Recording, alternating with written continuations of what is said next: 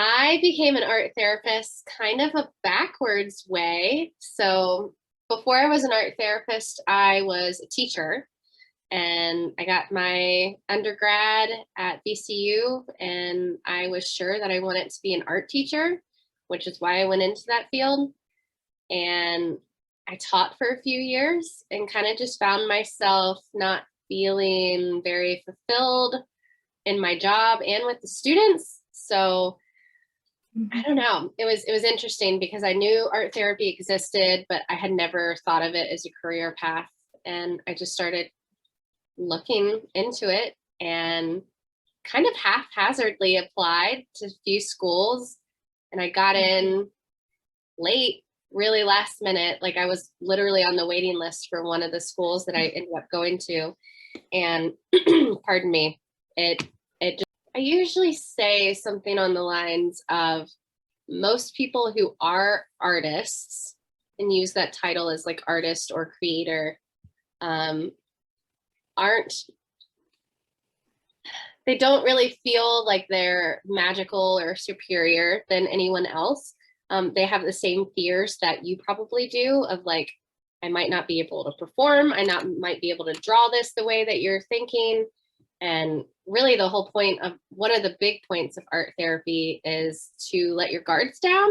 So it's actually better if you're not coming in with like preconceived notion of like what art should look like, because I'm probably going to shake that up and it'll probably be different anyway than what you're expecting. Yeah. So for example, art therapists are like master level clinicians who have to go to school just like a regular old like counselor, and you have to get a master's degree in this program, and that qualifies you as like an art therapist. And art therapists we are again master levels clinicians who work with people of like all different ages, all different spectrums, and we use integrative models, basically, where it's mind, body, spirit. It is not just using language or words to communicate. We use art as a medium, like literally a medium to communicate. And we use art as a medium kind of like in between you, the clinician, and you, the client. So it's a really fun way to like process in the real time. It's a more playful way to process. It's a more approachable way than just talking. And art can be anything. I think a lot of people think art therapy and they're like, we're going to be drawing. And like art can be play. It can be interactive. It can be creating a game together. It can be painting. It can be, it can be so many things. So it's this like huge field.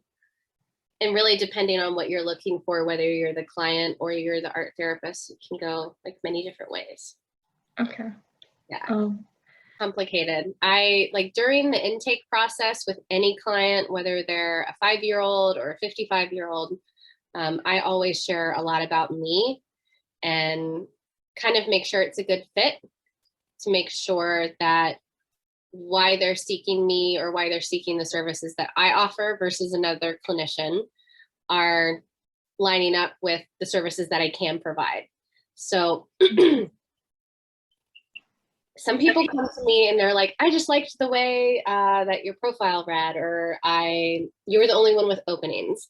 But some people specifically are like, I would like to do yoga and therapy. I think it would be amazing. And those are the people that I will pursue those different modalities with. Again, I always share during the intake process, like I was a teacher, so I can use a lot of like psychoeducation with teaching people skills, for example, which is like more CBT based, where it's like, here's a manual and we can go through this manual together. It's a lot more structured and regimented. Or if you're interested in movement and mindfulness, I'm a yoga teacher, so I can bring that in. Or if you're interested at all in art therapy, and if people are like, yes, I'm interested in these things, I'll usually have them like go home and do homework and tell me like, why are you interested in this? Why do you want to do it? And that helps me navigate kind of what treatment looks like with them and like how often I bring it up. But it's definitely led by the client. It's never something I'm like, hey, we're going to be doing yoga today in therapy. It's always consent, and it's always usually brought up by them first. So, okay. Yeah. Well, first off, the company that I work for, it's basically like a piece of paper that you sign when you come in that says, like, I am willing and participating in art therapy. I will allow this art therapy clinician, Amber Golden, to use my artwork in only these settings. And the settings are usually kind of like one that you pointed out. So like if I'm sharing artwork during a staff meeting because I want to talk about a client and get some feedback about, like, am I doing what everyone else would be doing? Do they have any suggestions for me? So there are very specific scenarios where I would use clients' artwork and share it, and it would always be with their consent. That's part of what they're signing, is like, yes, I consent you to share this artwork in these settings. Another setting would be for research, and usually that one gets a little bit more cloudy. And honestly, it shouldn't get more cloudy. It should get more specific. So like if I were to use a client's artwork for research, they would have to consent like 10 times over, and it would have to be completely laid out. Like, on what page would I produce their artwork? Would it be in color? Would I crop out like HIPAA compliant information? So yeah, and usually all efforts are not to share artwork with others. They're really, if I had to put like a number on it, it would probably be 5% of the time that I would share a client's artwork with someone else. And again, it's always with consent. And you have the option to be like, no, Amber, I do not want you to share this artwork. Like whether it's verbal or written consent, I always need consent. But yeah, and you brought up a good point. Like there's a lot of things in artwork that could be identifying. Like people typically write their names on their artwork.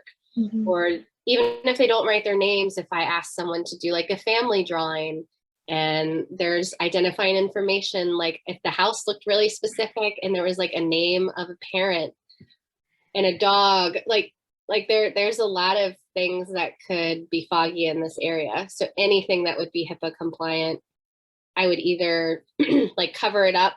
One of the practices that we use is kind of like using a sticky note and covering up like information that would violate HIPAA, or we wouldn't share it. Like if we were going to share artwork, it would be pretty neutral and wouldn't have those things. So yeah, that's a long-winded answer, but like that's a big question that has a lot of different answers. I personally have found it difficult to do art outside of work. And again, I think that's really specific to me. I know other people that have this experience too, but for example, I'm not sure if you're aware of this, so I'll just say it. Like the company that I work for has not gone back in person, working in person face-to-face yet. So I'm working virtually, which is completely opposite of what we usually do. And this is my home. Like I am in my home, and literally where I am sitting with you right now is the exact same spot and place that I sit when I do therapy with my clients for my job. So it's very challenging for me to do artwork in my home because my home has become my office. Pre-COVID, I found myself doing artwork a lot more at home, and it was enjoyable, but also just privilege. Like I live in a very small home, so I don't have space that others might have. Like I don't have my own room for like my own art space, but I know some people that do, or I know some people, including myself, I've gotten together with like friends and gotten together a few hours just to make artwork together.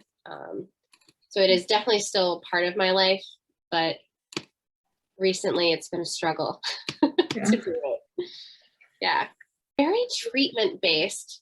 And it's also, so on one side of the spectrum, it's very treatment based. So for example, if I had someone who, I'm generalizing here for sure, but if I had someone who was a perfectionist, type A personality and struggling with anxiety, and they wanted to participate in art therapy, I would probably start them off with something that they were very comfortable with.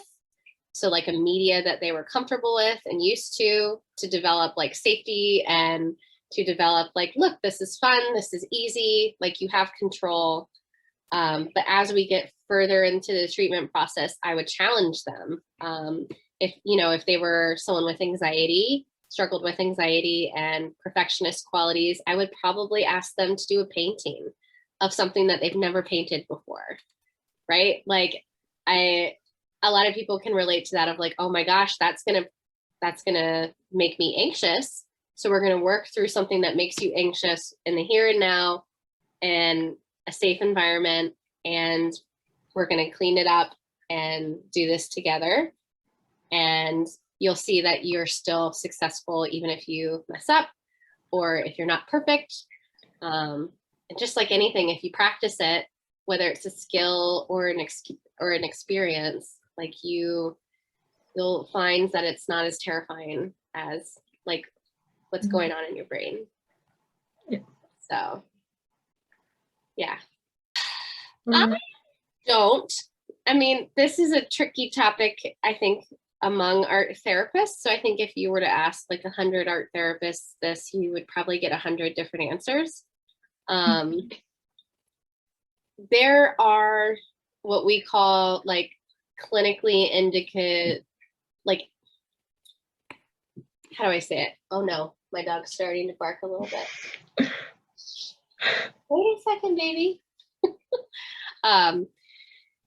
Yes, so there's like specific things that have been researched that can point to a diagnosis or at least symptoms.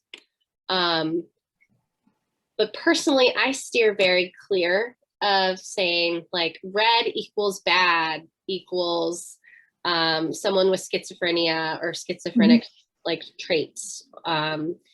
Because that's pigeonholing people, and people don't fit in nice, perfect boxes, and everyone that uses red doesn't struggle with the same thing. Or especially you've got to talk to the client.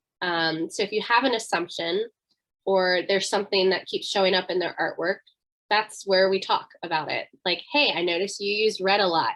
Can you tell me, like, that's something I've observed. Have you observed that? What does red symbolize to you?